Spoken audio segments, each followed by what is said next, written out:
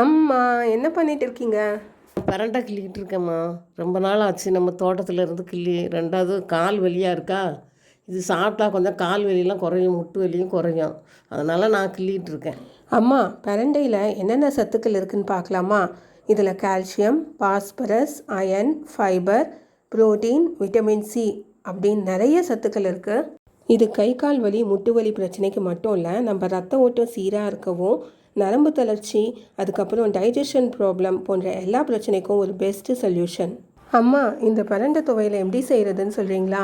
2 சைடில் இருக்க நாரை கத்தியில் மெதுவாக இழுத்துட்டு சின்ன சின்னதாக நறுக்கி தண்ணியில் அலம்பிட்டு நல்லா எண்ணெயை ஊற்றி நல்லா பொன்னிறமாக வறுக்கணும். அப்புறம் இஞ்சி, கொஞ்சோண்டு தேங்காய், கொஞ்சோண்டு புளி, பச்சை மிளகாய் 2 வச்சு அரைச்சிங்கன்னா ரொம்ப நல்லாயிருக்கும். நீங்கள் மாதத்தில் 2 தடவை அந்த பிரண்டையை எடுத்துக்கோங்க. உங்களுக்கு முட்டு வலியெல்லாம் கம்மியாயிடும். இந்த மாதிரி இன்ட்ரெஸ்டிங் வீடியோஸ்க்கு என்னுடைய சேனலை சப்ஸ்கிரைப் பண்ணுங்கள், லைக் பண்ணுங்கள். தேங்க்யூ ஃபார் வாட்சிங்.